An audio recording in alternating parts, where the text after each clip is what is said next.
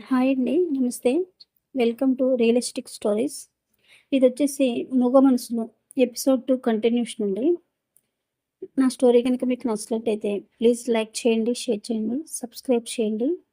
ఇంకా లేట్ చేయకుండా స్టోరీలోకి వెళ్ళిపోదాం. సంధ్య పెళ్లి వద్దు అన్నా కూడా సంధ్య వాళ్ళ అమ్మ సుధీర్‌తో పెళ్లి చేస్తుంది.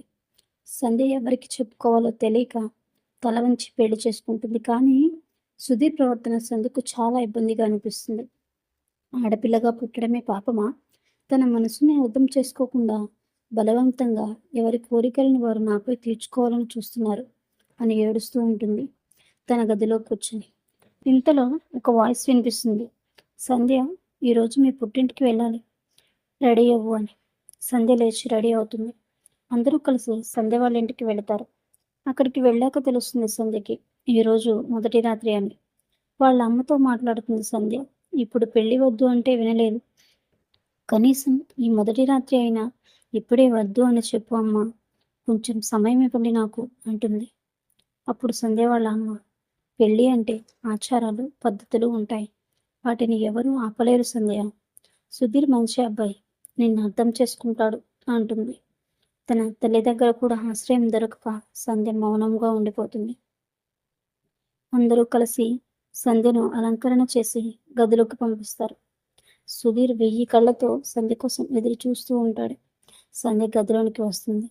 సుధీర్తో మాట్లాడకుండా తన చేతిలో ఉన్న పాల గ్లాస్ టేబుల్ పైన పెట్టి బెడ్షీట్ తీసుకొని కింద పడుకుంటుంది. సుధీర్ మాట్లాడడానికి ప్రయత్నించినా కూడా మాట్లాడకుండా ఏడుస్తూ పడుకుంటుంది. సంధ్య ఏడవడం చూసిన సుధీర్ నిశ్శబ్దం అయిపోయి ఏమీ మాట్లాడలేక లైట్ ఆఫ్ చేసి పడుకుంటాడు.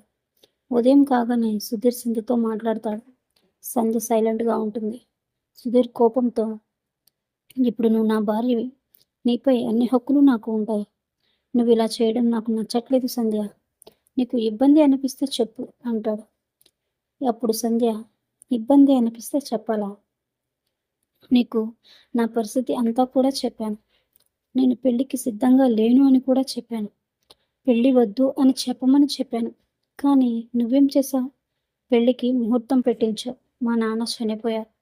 అయినా కానీ వదలకుండా మళ్ళీ మా అమ్మతో మాట్లాడి నీ స్వార్థం కోసం నువ్వు పెళ్లి చేసుకున్నావు. ఇందులో నేను చేసిన తప్పు ఏమిటి? దయచేసి నాకు దూరంగా ఉండు. నాతో మాట్లాడాలి అని మాత్రం చూడకు అని కోపంగా వెళ్ళిపోతుంది. సుధీర్ ఏమి చేయలేక అక్కడే కూర్చుండిపోతాడు. ఇంతలో సంధ్య వాళ్ళ అమ్మ సుధీర్ దగ్గరికి వస్తుంది. నేను అంతా విన్నాను బాబు. సంధ్య కొంచెం బాధలో ఉంది. వాళ్ళ నాన్న అంటే తనకి చాలా ఇష్టం. అందుకే ఇలా ప్రవర్తిస్తుంది. కొన్ని రోజులు ఆగితే అన్నీ సర్దుకుంటాయి. దయచేసి తప్పుగా అనుకోకు అని సర్ది చెప్తుంది. సరే ఆంటీ అని అక్కడ నుండి వెళ్ళిపోతాడు సుధీర్. సంధ్యని ఎలా దారిలోకి తెచ్చుకోవాలా అని ఆలోచిస్తూ ఉంటాడు. సంధ్య వాళ్ళ అమ్మ సంధ్య దగ్గరికి వచ్చి, ఆడపిల్లకి పెళ్ళి అయ్యాక అన్నీ భర్తే.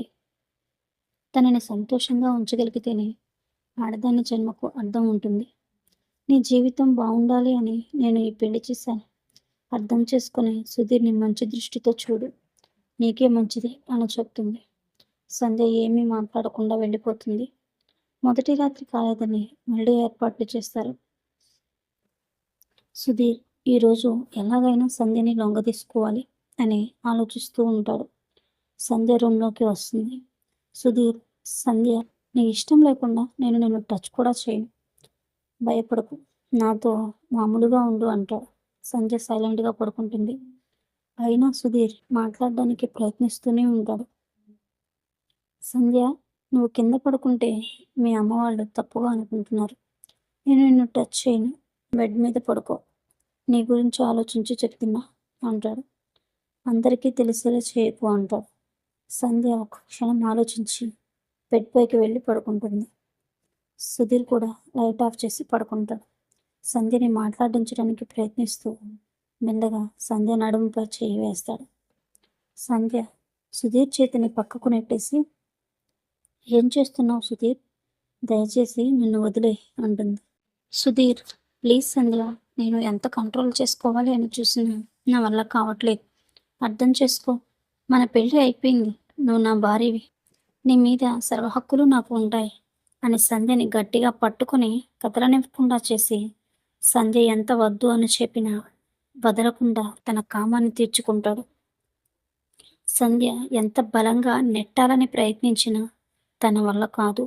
ఏడుస్తూ తను ఇప్పుడు ఎవరికి చెప్పినా పట్టించుకోరు అని తెలిసి తన బాధను మనసులోనే దిగమింగుకుని గుండె పగిలేలా ఏడుస్తుంది. ఉదయం కాగానే సంధ్య లేచి నడవడానికి కూడా చాలా ఇబ్బంది పడుతుంది. సుధీర్ చాలా సంతోషంతో ఉప్పొంగిపోతాడు. అనుకున్నది సాధించాను అని. సంధ్య తన మనసులో ఇప్పటివరకు మానసికంగా చనిపోయినా, శారీరకంగా కూడా ఈ రోజుతో చచ్చిపోయాను. మొదటి రాత్రి అంటే ప్రతి అమ్మాయికి మర్చిపోలేని ఒక తీపి జ్ఞాపకంగా ఉంటుంది.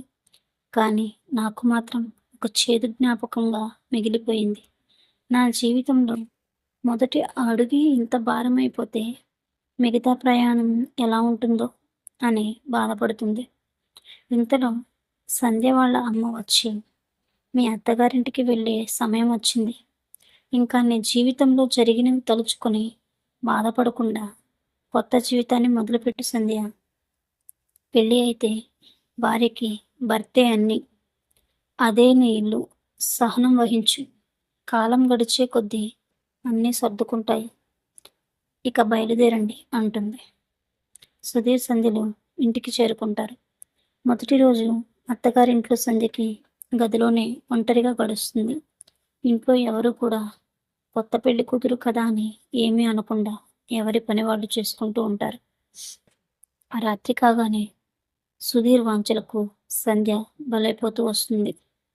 ఆ రాత్రి సంధ్య కన్నీళ్లతో నిద్రపోతుంది. ఉదయం లేవగానే సంధ్యకు కొత్త పరీక్షలు మొదలవుతాయి. సుధీర్ సంధ్యతో, ఇంకా నాకు సెలవు రోజులు అయిపోయాయి. నేను ఆఫీస్కి వెళ్ళాలి. వెళ్ళాక ఒక ఇల్లు చూసుకొని వచ్చి నిన్ను తీసుకువెళతాను. కానీ నువ్వు మాత్రం నాతో ప్రవర్తించినట్లు నా కుటుంబంతో ప్రవర్తించుకు. నాకు నా కుటుంబం అంటే చాలా ఇష్టం. అందరితో మంచిగా ఉండు. మా అమ్మకి ఇంటి పనుల్లో సహాయం చేయి. కుటుంబంలో అందరికీ నచ్చాలి నువ్వు.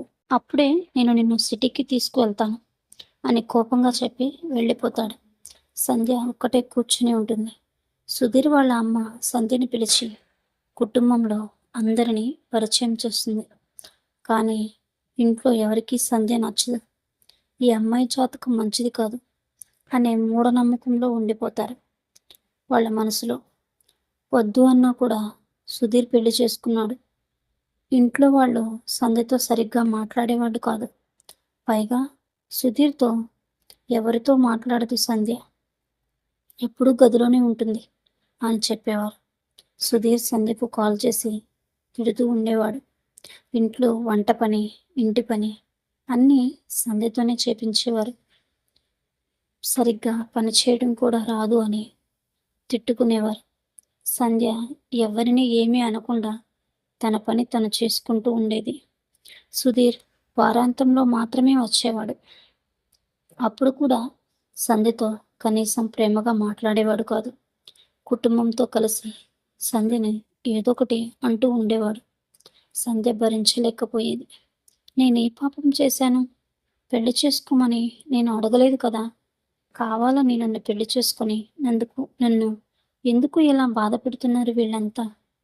ఎవరికి చెప్పుకోవాలి నా పరిస్థితిని అని వాళ్ళ అమ్మకు కాల్ చేస్తుంది. ఎప్పటిలాగే వాళ్ళ అమ్మ భార్య అంటే ఇలా ఉండాలి, అలా ఉండాలి అని చెప్తుంది. సంధ్య అవన్నీ కాదు. సుధీర్కి కాల్ చేయి. నన్ను సిటీకి తీసుకెళ్ళమని చెప్పు. ఈ ఇంట్లో ఈ మనుషుల మధ్య నేను ఉండలేను. నువ్వు ఏం చెప్తావో నాకు తెలియదు. ఒక్కరోజు కూడా ఉండను అని గట్టిగా చెప్తుంది. సంధ్య వాళ్ళ అమ్మ సుధీర్కి కాల్ చేస్తుంది. నువ్వు సిటీలో సంధ్య మీ ఇంట్లో ఉండటం ఏమీ బాగోలేదు. సుధీర్ ఇప్పటికే 3 నెలలు అయ్యింది మీ పెళ్లి జరిగి. తనని కూడా నీతో తీసుకెళ్ళు. అప్పుడే తను నీకు దగ్గర అవుతుంది. పెళ్ళి అయ్యాక దూరం మంచిది కాదు అని చెప్తుంది. సంధ్య వాళ్ళ అమ్మ మాటలు వింటున్నా సంధ్య ఇదంతా చేస్తుంది అని లోపల రగిలిపోతూ ఉంటాడు సుధీర్. ఏమీ మాట్లాడలేక సరే అని చెప్తాడు. సుధీర్ సాయంత్రం ఆఫీస్ అయ్యాక ఇంటికి వెళ్ళి కుటుంబంలో అందరికీ చెప్తాడు. సంధ్యని కూడా సిటీకి తీసుకెళ్తాను అని. ఇంతలో సుధీర్ వాళ్ళ అమ్మ, ఈ దరిద్రం మాకు ఎందుకు, మీ ఇష్టం వచ్చినట్లు చేసుకోండి అంటుంది. అనుకున్నట్లుగానే సిటీకి షిఫ్ట్ అయిపోతారు. సుధీర్ మాత్రం సంధ్యపై కోపంగా ఉంటాడు. సంధ్య మనసు కొంచెం కుదుట పడుతుంది. కనీసం ఏడవడానికి అయినా స్వతంత్రం లేదు ఆ ఇంట్లో అనుకుని నీరసంతో నిద్రలోకి వెడుతుంది. సాయంత్రం అవుతుంది. సుధీర్ ఆఫీస్ నుండి వస్తాడు. కోపంతో ఉన్న సుధీర్ సంధ్య పడుకుని ఉండడం చూసి ఇంకా కోపానికి గురై టేబుల్పై ఉన్న ప్లేట్స్ కింద పడేస్తాడు. ఆ శబ్దానికి సంధ్య నిద్రలేస్తుంది. కొంచెం అలసటగా అనిపించి పడుకున్నాను అంటుంది సంధ్య. సుధీర్, నువ్వే కావాలని మీ అమ్మతో కాల్ చేపించు, కావాలని మా ఇంటి నుండి వచ్చేసావు అంటాడు. అవును అంటుంది సంధ్య. మీ ఇంట్లో కనీసం నన్ను మనిషిగా కూడా చూడట్లేదు, నన్ను బాధ పెడుతూనే ఉన్నారు. అయినా నువ్వు నన్ను మీ ఇంట్లో పని మనిషిగా ఉంచడానికి పెళ్లి చేసుకున్నావా? ఇష్టపడ్డాను అని చెప్పావు, కానీ పని మనిషి కన్నా హీనంగా చూస్తున్నారు అందరూ అంటుంది. సుధీర్ కోపం ఇంకా పెరిగిపోతుంది. ఇద్దరి మధ్య గొడవ చాలా పెరిగిపోతుంది. కోపం తట్టుకోలేక సుధీర్ సంధ్య చెంపపై గట్టిగా కొడతాడు. దానితో సంధ్య కళ్ళు తిరిగి పడిపోతుంది. సుధీర్ టెన్షన్తో హాస్పిటల్కి తీసుకువెళతాడు. డాక్టర్ చికిత్స చేసి, ఈ అమ్మాయి చాలా బలహీనంగా ఉంది, ఆహారం తిని సరిగ్గా నిద్రపోయి చాలా రోజులు అయినట్లు ఉంది, పూర్తిగా విశ్రాంతి కావాలి, తను పైగా గర్భవతి అని చెప్తాడు. సుధీర్ షాక్లో ఉండిపోతాడు. గర్భవతి అని చెప్పినందుకు సంతోషించాలో, తన పరిస్థితికి ఎలా స్పందించాలో అనే గందరగోళంలో ఉండిపోతాడు. కాసేపటికి సంధ్య స్పృహలోకి వస్తుంది. నర్స్ వచ్చి, మీరు గర్భవతి అని చెప్తుంది సంధ్యకి. ఏం మాట్లాడాలో అర్థం కాక అలాగే ఉండిపోతుంది సంధ్య. ఇద్దరూ కలిసి ఇంటికి వెళ్తారు. ఇద్దరి మధ్య మౌనమే ప్రయాణం చేస్తుంది. సుధీర్ తినడానికి తీసుకువస్తా అని వెళ్తాడు. సంధ్య పడుకుని ఉంటుంది. సుధీర్ భోజనం తీసుకువచ్చి పడుకుని ఉన్న సంధ్యను నిద్రలేపుతాడు. ఇద్దరు కలిసి తింటూ, సుధీర్, ఇప్పటి వరకు మన మధ్య జరిగినది అంతా వదిలే సంధ్య. ఇప్పుడు నువ్వు వట్టి మనిషివి కాదు, జాగ్రత్తగా ఉండాలి అంటాడు. సంధ్య, ఇది మన ఇద్దరికి ఇష్టంగా జరిగితే వచ్చింది కాదు, నీ కోరికలకు బలవంతానికి వచ్చింది. ఇందులో కూడా నీ స్వార్థమే ఉంది. పైన మన పెళ్ళి అయింది, నా మీద అన్ని హక్కులు నీవే. నా ఇష్టంతో నీకు పని ఏముంది? నాకంటూ ఎలాంటి ఆశలు కోరికలు లేవు. నేను ఎప్పుడే చచ్చిపోయాను, నా శరీరం మాత్రమే బతికి ఉంది. నీ జీవితంలో నేను ఒక కీలుబొమ్మని. మా అమ్మ నీకు అమ్మేసి తన బరువు దించేసుకుంది. నీ జీవితం నీ ఇష్టం అంటూ వెళ్ళిపోతుంది. సంధ్య మాటలకు సుధీర్ సమాధానం చెప్పలేక మౌనంగా ఉండిపోతాడు. మిగిలిన భాగం నెక్స్ట్ ఎపిసోడ్లో కంటిన్యూ చేద్దామండి. సంధ్య సర్దుకొని సుధీర్తో కాపురం చేస్తుందో లేదా తనకి దూరంగా విడిపోతుందో. ప్లీజ్ నా స్టోరీ కనుక మీకు నచ్చినట్లయితే లైక్ చేయండి, షేర్ చేయండి, సబ్స్క్రైబ్ చేయండి. Thank you.